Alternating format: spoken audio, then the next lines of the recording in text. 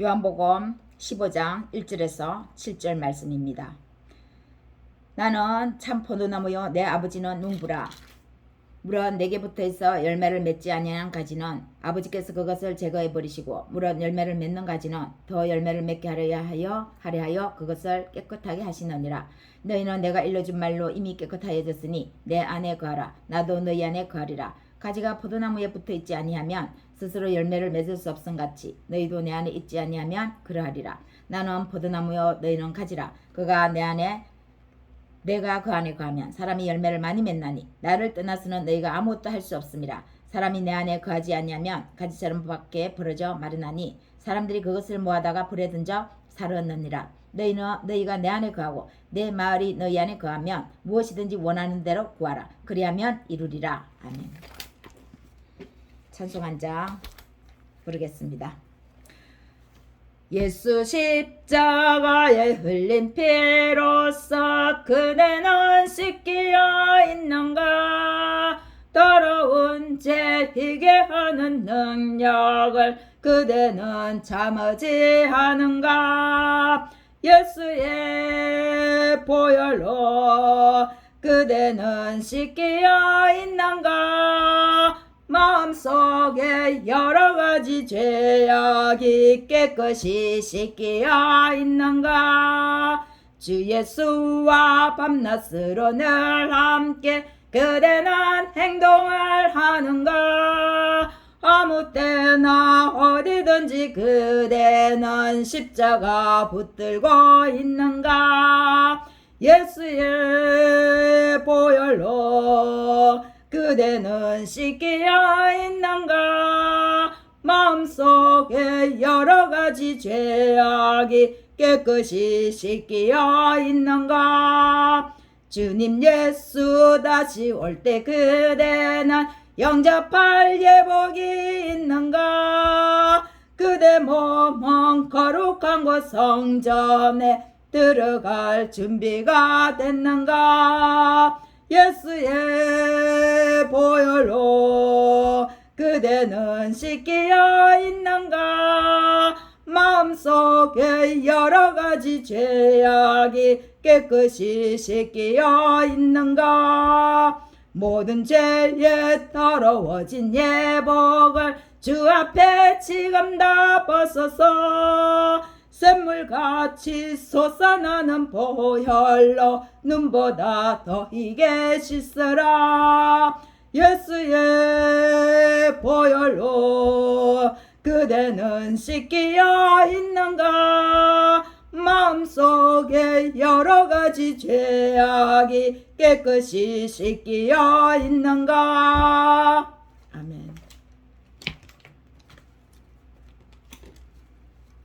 나는 나의 4명의 자녀들이 언젠가는 그들의 피부색으로 판단되지 않고 그들의 인품에 의해 판단되는 나라에서 살게 되리라는 꿈을 가지고 있습니다. 1863년 링컨은 미국의 16대 대통령으로서 미국의 노예 제도를 폐지한다고 선언했습니다. 그가 죽은 후 100년 뒤 모든 사람이 평등하게 대우받는 영원한 자유를 꿈꾼 한 사람이 있습니다. 마틴 루터 킹 목사입니다. 흑인 목사인 그는 미국이 위대한 나라가 되려면 모든 인간이 평등하게 창조되었음을 자명한 진리로 삼는 이 꿈이 실현되어야 한다고 외쳤습니다. 링컨의 기념관에서 킹 목사는 소수 인종의 꿈이자 위대한 미국 건설의 꿈을 향해 자유의 대행진을 시작한다고 미국민을 향해서 선포합니다. 그는 이 자유가 울리게 할 때 흑인 영가 마침내 해방되었도다. 마침내 해방되었도다. 전능하신 하나님께 감사하라를 노래 부를 수 있게 될 날을 앞당길 수 있을 것이라고 했습니다. 그의 꿈은 실현된 듯 합니다. 있을 수 없는 일, 불가능한 일이 가능한 일로 되었으니까요. 흑인 대통령이 탄생했습니다. 그러나 아직도 여전히 인종차별이 미국 사회에 또 세계 곳곳에 남아있는 것은 지금 우리에게도 꿈을 주신 것 아니겠습니까? 우리가 완벽한 세상에 살고 있다면 우리는 더 이상 꿈꿀 필요가 없겠지요. 더 이상 꿈이 없으면 살아야 할 이유도 없는 것입니다. 누가 노인입니까? 누가 젊은입니까? 노인이라도 꿈이 있으면 그는 아직 노인이 아닌 것입니다. 젊은이라도 그가 꿈이 없으면 그는 노인과 다름없습니다. 살아도 산 것이 아닌 것입니다. 죽은 거나 마찬가지입니다. 그러므로 우리는 불공정한 사회, 불평등한 세계를 보며 우리가 해야 할 일이 남아 있다라는 것에 감사하지 않을 수 없습니다. 하나님이 그래서 전능하신 이유입니다. 불평등한 사회, 불공정한 세계를 보면서 우리가 완전하신 하나님, 전능하신 하나님을 의지할 수 있기 때문이죠. 빌립보서 2장 12절 14절 그러므로 나의 사랑하는 자들아 너희가 나 있을 때뿐 아니라 더욱 지금 나 없을 때에도 항상 복종하여 두렵고 떨리는 마음으로 너희 구원을 이루라. 너희 안에서 행하시는 이는 하나님이시니 자기의 기쁘신 뜻을 위하여 너희에게 소원을 두고 행하게 하시나니 모든 일을 원망과 시비가 없이 하라. 하나님의 기쁘신 뜻을 위해 나아가는데 부족한 부분이 있는 것을 만났을 때, 불평등한 일을 겪을 때에 그것이 장기간 지속되면 원망도 시비도 일어난다는 것입니다. 사도 바울도 이런 일을 위해서 빌립보 교인들에게 부탁한 것이죠. 하나님이 주신 것인데 원망과 시비가 없이 일을 해나가라는 것입니다. 여러분, 하나님이 우리에게 찾아오신 이유가 무엇입니까? 소망을 주시고자 함입니다. 꿈입니다. 여러분은 꿈을 갖고 있습니까? 우리에게 하나님의 자녀가 되게 하신 것은 우리가 하나님을 몰랐을 때와 같은 생각에서의 꿈에서 벗어나도록 하신 것입니다. 마냥 두루뭉실 잘 살면 되지 하는 삶을 청산하게 하신 것입니다. 하나님은 소망이신 분이므로 우리 각자에게 소망이 있으십니다. 그래서 우리를 소망을 갖게 하시며 창조하신 것입니다. 살아야 할 목적이 있고 반드시 존재해야 하는 이유가 있는데 우리가 천지분간 없이 그냥 부자 돼서 잘 살면 되는 그런 생각만으로 우리가 하나님을 몰랐을 때는 살았다는 거죠. 하나님은 우리에게 두 가지의 큰 꿈을 선물로 주셨습니다. 결국 하나로 통일되겠지만 우리가 유한한 세계인 이 세상에서 사는 동안은 두 가지의 꿈이 있는 것입니다. 최종적으로 궁극적인 영원한 나라의 주와 함께 영생하도록 누리는 삶이 가장 큰 선물이라면 그 이상으로 중요한 꿈은 바로 이 세상에 사는 동안에 우리에게 꿈을 주신 것입니다. 이것을 간과하지 않아야 합니다. 그러나 우리가 생각하고 집중해야 할 시간은 바로 지금 이 시간이라는 거죠.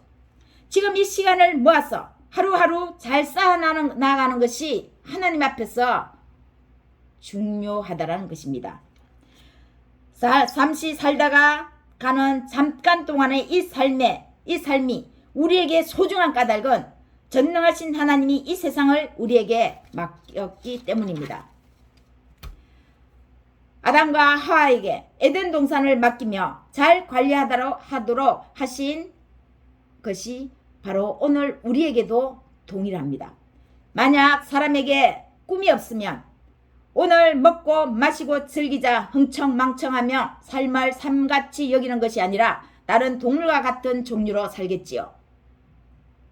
잠언 29장 19절 말씀에서 묵시가 없으면 백성은 방자히 행하거니와 율법을 지키는 자는 복이 있느니라고 말씀하십니다. 하나님의 말씀을 보면 미래지향적인 사람이 되어서 꿈을 향해 달려갈 수 있다는 것입니다. 그 말씀이 결국 미래지향적인 사람을 완전한 사람으로 인도해 나가시며 완성해 나가신다는 것이죠. 말씀이 하나님의 살아있는 그 말씀이 그 사람을 미래지향적으로 이끌면서 결국은 하나님이 성취하신다는 것입니다. 예수님이 우리에게 임하신 이유가 바로 여기에 있습니다. 영원한 나라의 소망과 지금 잠시 사는 세상에서의 소망을 주시고자 함입니다. 꿈은, 소망은 우리가 스스로 가질 수 없습니다. 우리 스스로 가지는 꿈은 조금 힘들거나 어려움이 닥치면 곧 낙심하기 십상입니다. 금방 부풀어 올랐다가 곧 사그라드는 물거품 같은 것이기 때문입니다. 무한한 책임감을 갖고 우리를 쳐다봐주는 사람이 없기 때문이죠. 누가 우리의 꿈을 포기한다고 해서 끝까지 그러지 말라고 목숨 걸고 그 꿈을 지키도록 하겠습니까? 우리가 이 세상에 살기 때문에 우리의 꿈을 이루려면 이 세상보다 크신 분이 우리를 이끌어야 하고 우리를 후원해야 합니다. 우리가 가진 꿈이 아주 큰 소망이라면 반드시 이 소망을 이루기 위해서는 이 세상에서 이룰 수 있는 소망보다 크신 분이 계셔야 되는 거죠. 그분이 누구입니까? 세상보다 훨씬 광대하고 위엄있고 존엄하고 세상보다 높으신 분이 바로 하나님이십니다. 세상을 창조하신 분이십니다. 세상을 주관하시는 분이십니다. 그분이 우리 안에 들어와야 하는 것입니다. 무한하신 분, 영원하신 분, 영원 불멸이신 전능하신 하나님이십니다. 이분보다 더 높으신 분은 없지 않습니까? 여러분, 전능하신 하나님으로부터 꿈을 받았습니까? 그분이 소망을 주셨습니까? 그렇다면 반드시 그분이 이루어 가실 겁니다. 그러나 또한 과연 그분이 가장 높으신 분이 주신 꿈, 소망이면 한편으로는 어떤 생각이 듭니까? 보통 쉬운 일이 아니겠지요. 만만치 않다는 겁니다. 쉽게 이루어지는 꿈이 아니라는 것입니다. 어쩌면 그 일을 위해 피투성이가 다 되어야 할지도 모릅니다. 때로는 죽음도 각오해야 할지도 모르고요. 그렇기에 가장 높으신 분이 주신 소망 다운 것 아니겠습니까? 그런 꿈이어야 전능하신 하나님이 주신 소망다운 것 아니겠습니까? 대충 해도 이룰 꿈이면 그것은 전능하신 하나님이 아니어도 우리가 가질 수 있는 것입니다. 내가 전쟁터로 전쟁을 위해서 가는데 1만으로서 상대방 저 2만을 어떻게 싸워서 이길 수 있겠습니까? 방법은 두 가지죠. 항복하든지 피 터지게 죽을 각오로 싸우든지. 그러나 하나님이 주신 소망은 단 하나의 방법밖에 없습니다. 앞으로 전진하는 것입니다. 포기하면 죽음밖에 없는 것이죠. 때로는 잊고 싶어서 일부러 더 나아가고 싶지가 않았어. 그러나 어느 날 갑자기 그 소망을 또 떠올리게 합니다. 포기하지 않게 합니다. 우리가 스스로 잊고 있어도 전능하신 하나님은 반드시 찾아내십니다. 잊고 있는 우리에게 또다시 찾아오시는 것입니다. 누군가를 통해 또다시 하나님은 말을 걸어오기도 합니다. 숨을 때가 있습니까? 없습니다. 우리가 숨을 쉬고 있는 한 우리가 깊은 물속에 들어가도 거기에 하나님은 계시고 다른 나라에 도망가도 심지어 지옥에 처해 있어도 하나님은 끝까지 우리를 찾아내시고 따라옵니다. 거기에도 여기에도 계시는 전능한 분이십니다.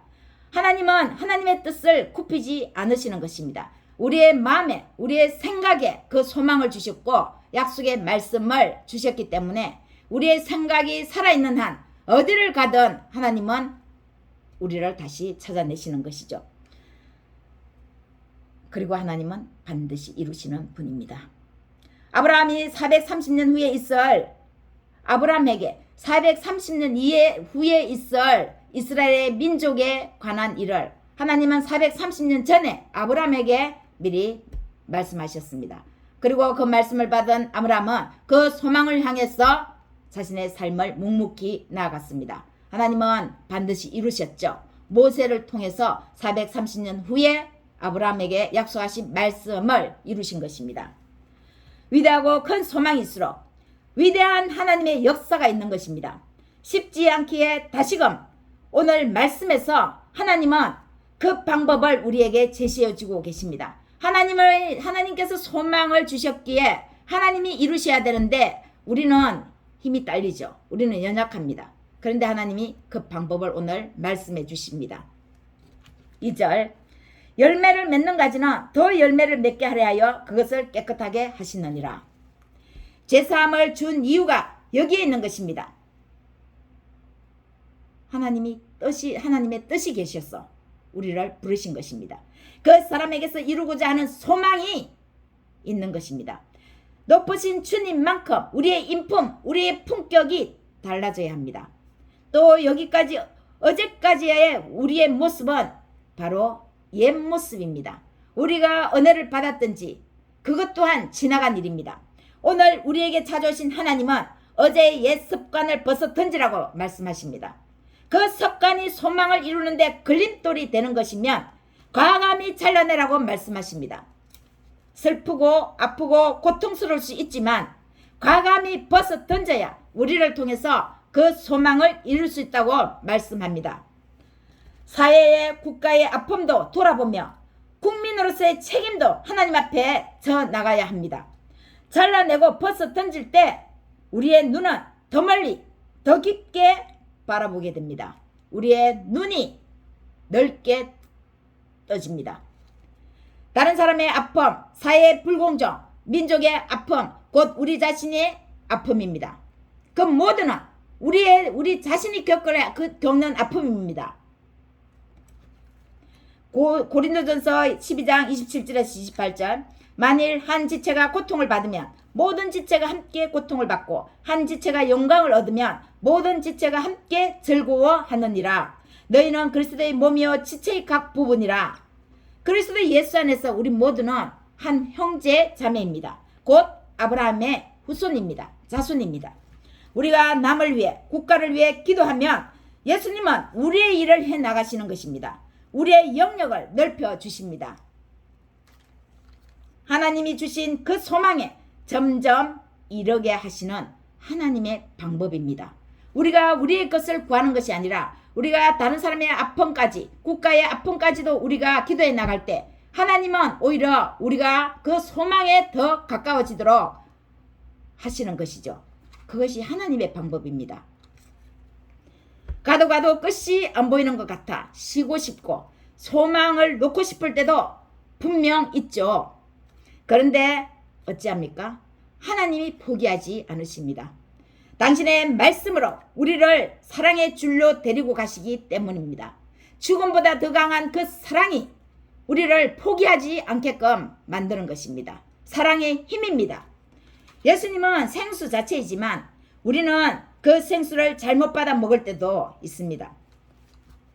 사랑하는 여러분, 하나님이 주신 소망 다시금 확인하시고 말씀 안에 거하시기를 축원합니다. 말씀 안에서 그때 구하시기를 바랍니다. 하나님이 열매 맺는 것을 기뻐하시며 하나님의 영광스러운 역사에 우리가 함께 참여하여 하나님의 그 즐거움을 우리가 누리시기를 무엇보다도 원하시고 바라시는 분이 하나님이십니다. 꿈을 아직 찾지 못하신 분 계십니까? 소망이신 하나님이십니다. 말씀을 읽으며 소망을 발견하십시오. 하나님께서 소망이시기 때문에 말씀이신 하나님을 접하면 하나님께서 주신 말씀을 읽으면 소망이 우리 마음속으로 들어옵니다. 우리 품에 들어옵니다. 시편 33편 4절 여호와의 말씀은 정직하며 그가 행하시는 일은 다 진실하시도다. 이 세상에서 정직한 사람, 조금도 거짓이 있는 사람 단 한 명이라도 있습니까? 그러나 하나님은 완벽하게 완전하게 정직하시다는 거죠. 그분이 주시는 말씀은 거짓이 없습니다. 분명하고 확실합니다. 그분이 주신 소망이면 확실한 것입니다. 우리가 갖는 소망은 물거품처럼 곧 사라집니다. 힘들면 포기합니다. 그러나 하나님은 우리에게 주시고 그분의 말씀 안에 거하도록 그 말씀을 따라오도록 하시면서 우리를 이끌어가는 것이죠. 그가 말씀하심에 시편 33편 9절 그가 말씀하심에 이루어졌으며 명령하심에 경고 있었도다. 하나님이 말씀하시면 이루어집니다. 하나님이 명령하시면 그 무엇도 경고히 서게 됩니다.